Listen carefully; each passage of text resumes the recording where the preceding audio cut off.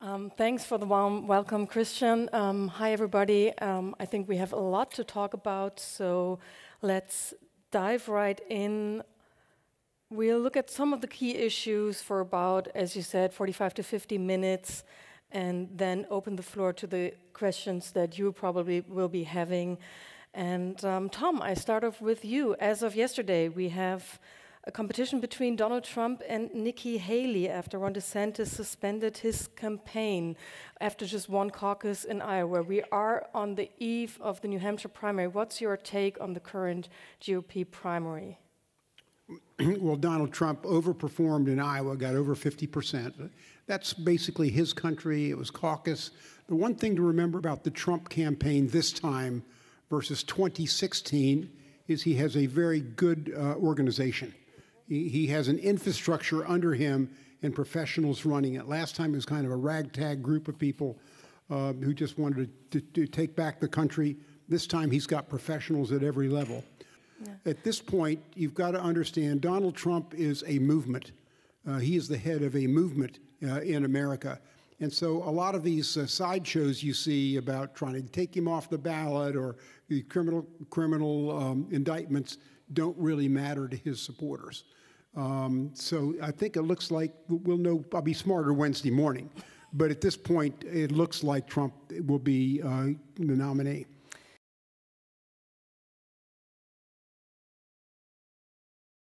And so the Republican base has moved to a more rural party, and this is a group in America that has not been as prosperous. They have a different view of the world than people in urban America on a lot of issues, and they don't see that represented in mainstream Washington, in the Ivy Leagues, in the movie industry, in the entertainment industry. And finally, they had a guy who they could identify. Donald Trump did reality television for a decade.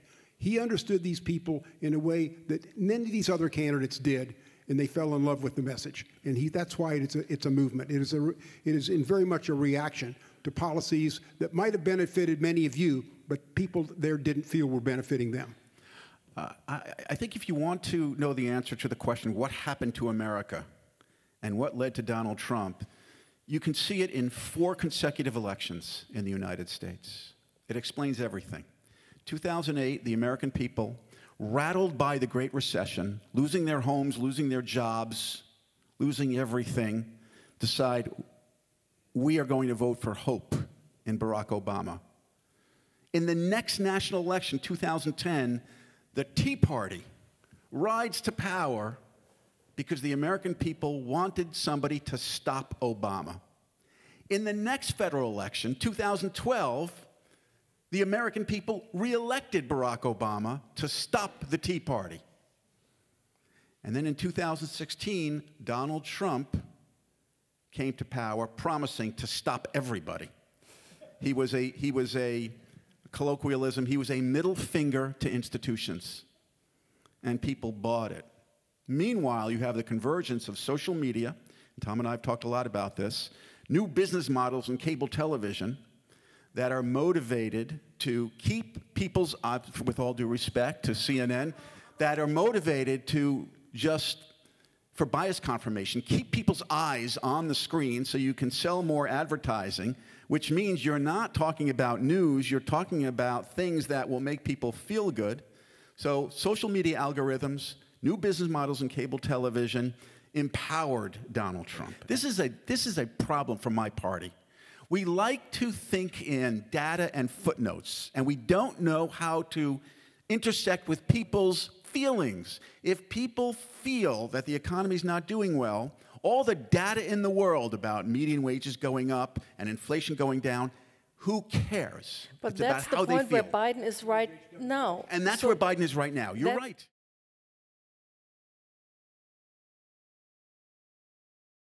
Look, the question is, should Democrats be happy that Donald Trump is likely to be the Republican nominee? We have no control over that. You know, we can't be happy or sad. It is what it is, and I totally agree with Tom, with whom I served in the House of Representatives, that Trump is the most likely nominee. It would take an almost unforeseeable confluence of events to stop that. For President Biden, there are 2 strategic imperatives.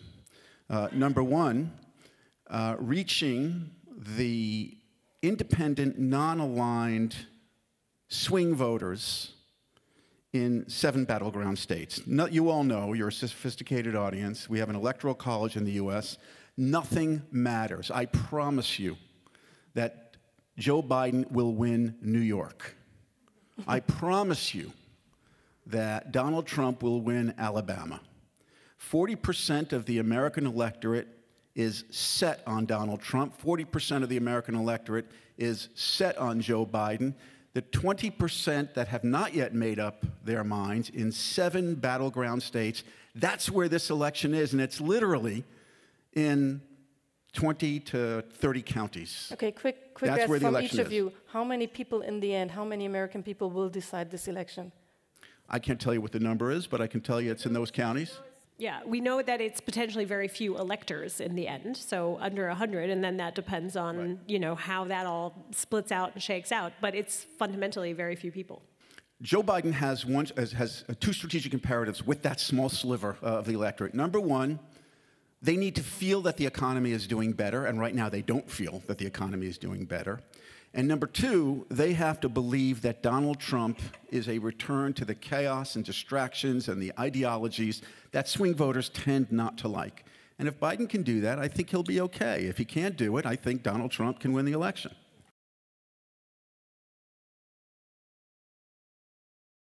Well, I do think that the outcome matters desperately to Europe. You know, despite the fact that you had, in Joe Biden's return to the White House, not an entire abrogation of certain Trump policies as they affected Europe in sort of the wider piece, it makes a huge difference if you have somebody in the White House who's dead set on dismantling critical federal agencies, who's dead set on dismantling core functions of a civil bureaucracy, who's dead set on dismantling control functions within a democracy when you're the oldest constitutional democracy and the leader of what we would generally refer to as the Western Free Alliance.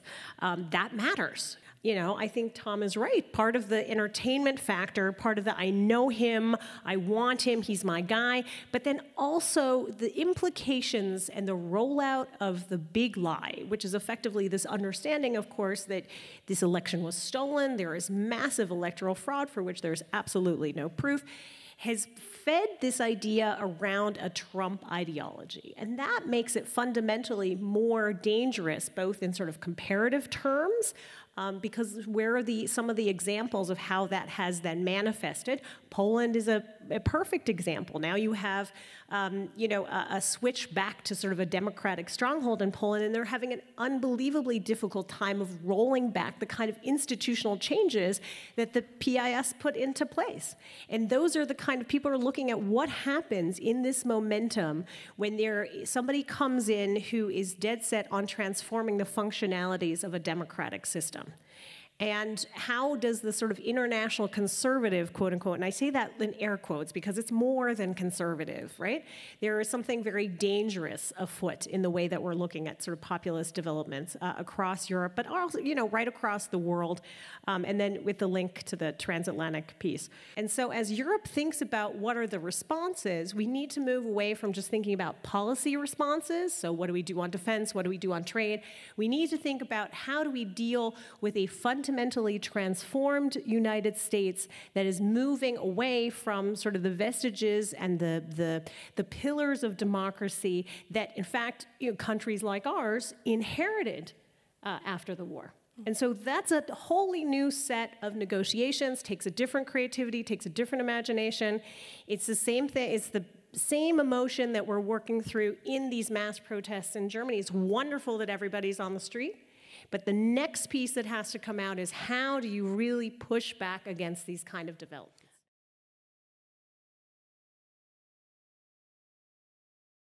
V.O. Key, the great political scientist of the 20th century, used to say, voters aren't stupid, they're just not informed. But they know when the shoe is pinching, and it's time to get a new pair of shoes. And I think for a lot of Americans, they didn't like Trump. They tried Biden. This was an alternative. Now they've tried Biden, and they're looking around again, and Trump's base hasn't gone anywhere. I'll just tell one other anecdote. This is on January 6th. I called a number of Republican members before that vote to certify and said, folks, this is an historic vote. Your grandkids are going to be reading about this. The smart thing is to vote to certify these elections, notwithstanding the fact that you had 31 Democrats voted not to certify the 2004 election for President Bush. But I said, this is a bad vote at this point. You need to look at your legacy. 2 members, one of them a very solid member, PhD, Republican, to go unknown. He said, Tom, if I don't do this, I'm going to have a really ugly primary. He said, it's just one state. It doesn't overturn the election. I got to do this. I said, all right, that's, you live with the vote. A second member I talked to and said, this is a legacy vote for you. You're going to be chairman of a committee in this next Congress. You need to take a look at your place and your credibility. And he voted not to certify. He's back in his hometown 2 days later, and this woman walks up to him at the Walmart, and he thinks she's going to say, Congressman, are you okay? Because he was on the House floor on January 6th, afraid for his life. You know what she says? Do you think they learned their lesson? That's what these guys go home to, and that's what they're reacting to. So do you think political survival is more important than political principle? Well, if you're not political survival, you can't exercise any principle. And as Lindsey Graham said, Tom, he said you got to play the game to stay in the game. So I think that is the prevalent what happened. But to what extent do you play the game? The Supreme Court is about to decide on the question if Trump can even be on the ballot, because the Supreme Court in Colorado had ruled no, arguing with the Section 3 of the 14th Amendment of the Constitution that state it bars those who have engaged in insurrection or rebellion.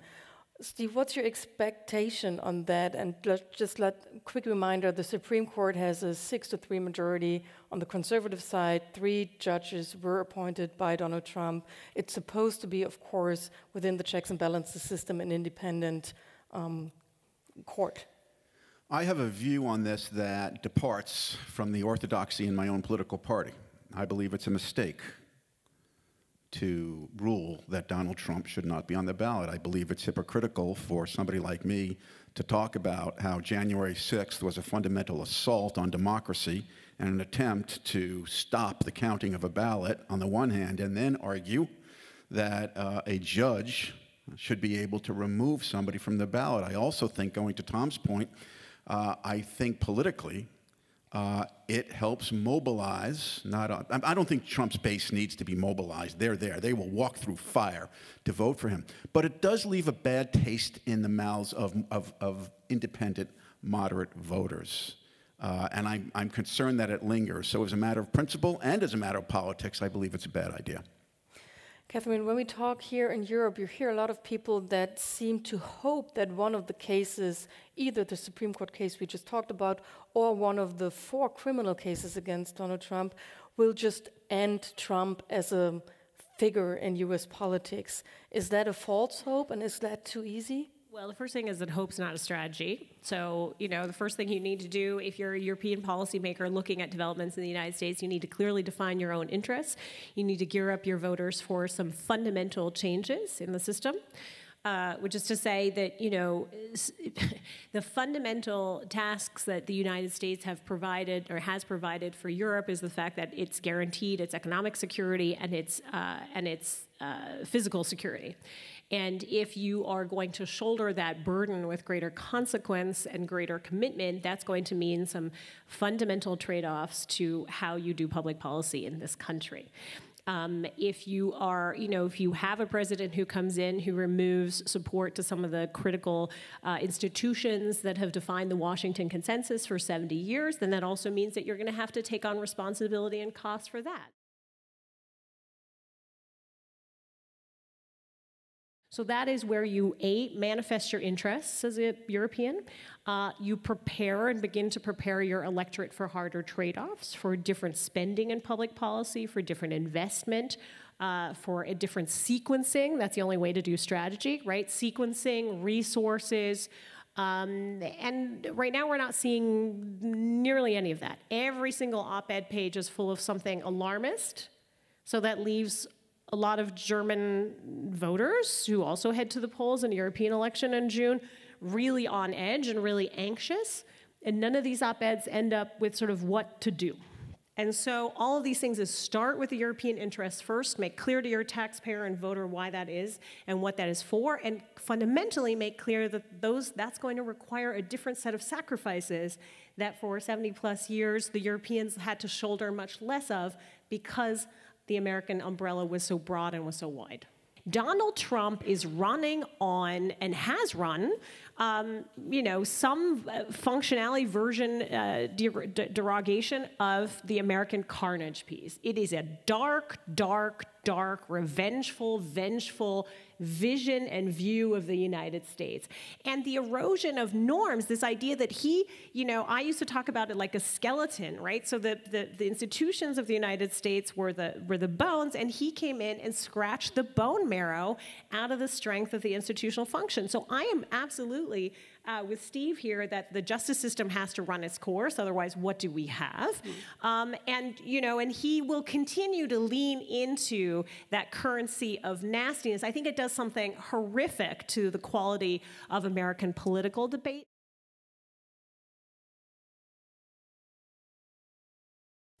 So let's talk about the elephant in the room, the small elephant. Is America at a tipping point here? Is this the election where democracy is at stake? You're nodding yes. You aren't sure. What's your take? I wish I could give you a more optimistic answer, but I'll give you the best realistic answer. First of all, what's likely to happen in November, and Tom and I agree, I think, on this, that there will continue to be divided government. It's entirely possible that Trump wins the presidency, that the Democrats flip the House. In fact, I would put my money on the Democrats flipping the House. The Republicans flip the Senate, which means that you will continue to have some guardrails. Some guardrails. However, my belief is based on an essay that I recently read by, I think it was Robert Kagan. Was it in the Post? 2 pieces that said, let's not kid ourselves, we're heading towards a dictatorship. And his assessment is no matter what happens with Congress, even if there's a Democratic House of Representatives, Trump will use every power that he has and then some in order to work his will. And so the first thing he will do is purge the so-called deep state by firing professional government workers, civil servants. The second thing he will do is pack the judiciary so that when lawsuits are brought to stop him from what he wants to do, they're decided very quickly and expediently by loyalist judges. The third thing he will do will be to begin to frame the argument that he's really not bound to another term, that he can rule for as long as he wants. Now, that might seem hyperbolic, but it is the experience of many authoritarian governments around the world, the recent experience of many authoritarian governments around the world. And so I believe that if he wins, that I don't want to say we're at a tipping point, but we're certainly headed in the wrong direction in terms of faith for institutions, respect for democratic norms, and any hope for civility and healing in America. Tom, your take on that, and a follow-up. We talked about his machine and how there were adults in the room when he was in the White House from 2016 to 2020. How do you think his presidency and his administration would look like 2025? So we are still a government with checks and balances. You look at Trump, one of his big campaign issues was, I'm going to build the wall. Even though he had a majority in both houses, he couldn't build the wall because it takes 60 votes in the Senate. Well, sure, he tried, but the checks and balances were there. He couldn't get the funding because you need 60 votes in the Senate to do that. Nobody's going to have 60 votes in the Senate. He may control the Senate. Oh, by the way, this didn't start with Donald Trump. We have been moving for the last 30 years to presidents centralizing their power, moving through executive orders. They can't get things done legislatively because the place is so dysfunctional, so they run it through executive orders and through the regulatory agencies, where they try to move it through these agencies and move power through that. That's been the role model. And so that will be Trump's model, as it is Biden's model, as it was Obama's model, as it was George W. Bush's model. That's what you've gotten. But legislatively doing some of these things, it's just not going to happen. But I don't think this is the end of democracy.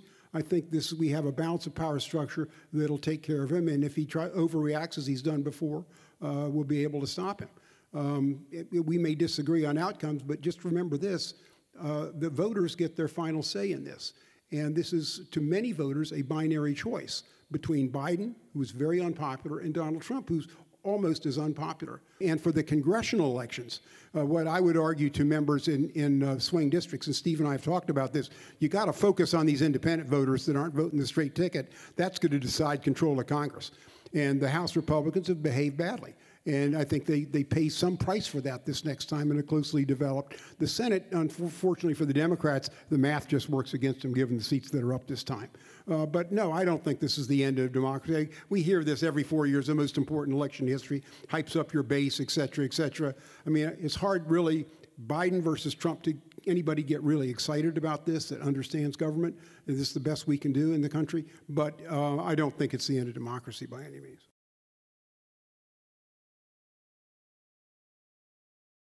I think it's worth noting that many of the issues that are animating the American electorate are the same issues that are animating the electorate in Germany. And so when you look at what has happened since, I would say, 2008, the economic meltdown in 2008 has economic consequences, globalization, automation that's putting downward pressure on wages. Migration is a motivator in both parties in the United States. From my reading of things and my conversation, same motivator in Germany. So these are global challenges that are very strongly manifesting themselves in democracies around the world and that are easily exploited by demagogues. On the issue of immigration, I think Tom and I both agree that out of 435 members of the House of Representatives, there are probably, you need 218 votes to pass a bill in the House. There are probably close to 300 votes to pass truly comprehensive immigration reform. This is very frustrating to me. There is consensus, there is bipartisan consensus by reasonable people in Congress on what immigration reform will look like. It's stronger borders, it's a wall in some places and technologies in other places.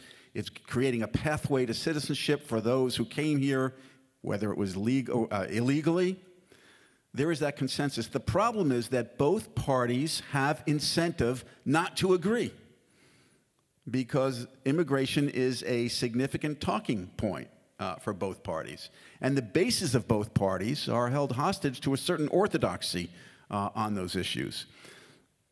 So while I believe the votes are there to pass comprehensive immigration reform, I just don't see it happening because the politics are wrong. The political expediency doesn't lend itself to passing immigration reform. A lot of people this side of the Atlantic are very worried about a future of NATO that might not include the United States. What's your take on that, Catherine? Can we prepare for that? You just mentioned that you are not seeing a lot of strategy and really concrete preparing for a second Trump presidency. How about the NATO issue? And we are seeing major global crises where we need a robust NATO. Europeans need to be in a functional way. The German Minister for Defense, called it kriegstüchtig. We need to be ready for war without wanting or inviting war, right? We need to be capable of defending territory and providing appropriate defenses and deterrence. And this idea that what does European deterrence look like? And so we do have to be having this discussion with our publics around nuclear weapons. We do need to be having discussions with our publics in terms of what aid and munition delivery actually means to Ukraine. We do need to be having discussions with our publics about complicated partners in the Middle East. Are we having those in a sequenced, strategic, resource-driven way? No. Is that irresponsible public policy, in my view, heading into a set of European elections, heading into national elections in France and then German elections? No. So, public policy and to become, an actor in public policy is to have difficult conversations. And so, it's odd because I'm starting to sound like a Trumpist, but the point is that, this generation of European leaders needs to prepare the German publics and the German and European publics for more difficult choices and for difficult trade-offs. I think there's still time, but those conversations need to be happen in honesty, earnesty, and with the dollars and cents in mind, and euros. Tom, do you think that under a Trump presidency he would pull out of NATO? Is that a scenario you can see? I don't think so, but it's Donald Trump. I mean, he's not driven by policy. He's driven by anecdote and gut on this kind of thing. But I think he's got people around him that recognize that importance. Look, his whole argument has been to the public is Europe has to pull its role. Yeah, I think that's probably true. I mean, we took a long time to figure out the final results of this past election. I think it's going to be at least as long. It's going to have more courts involved at all sorts of different levels, and that leaves the United States uneasy. And it's a country that's already, look at the drug addiction, look at the fentanyl. We're already in pain because it's already a difficult situation. So I actually agree with this prediction, but I wish the United States democracy well. I wish for a high turnout. I wish for an engaged electorate. I wish for a public debate that is vital and informed, and so that's why I always break a lance for my former brethren and cohort of American and foreign journalists who need to pay very close attention to this election. Tom, famous last words. Yeah, I think the Senate's likely to flip to the Republicans, and that's more important than the House because all the nominations go through that. That means if Biden wins, he's going to have trouble getting his nominees through to the regulatory agencies and the courts. It can be a real mess in a divided government with the House and Senate. We've seen that before. The House is on the bubble, but Republicans have behaved badly. I think they pay a price for that. But it's close enough. It could still go either way, but it won't be by more than 10 votes either way, in my opinion. In the presidency, who knows? I think they're both very unpopular. It's going to be a race to the bottom, and we'll see what happens. Thank you also very much for your insights, for this debate. Thanks for listening, and interesting month ahead for sure. Thanks so much.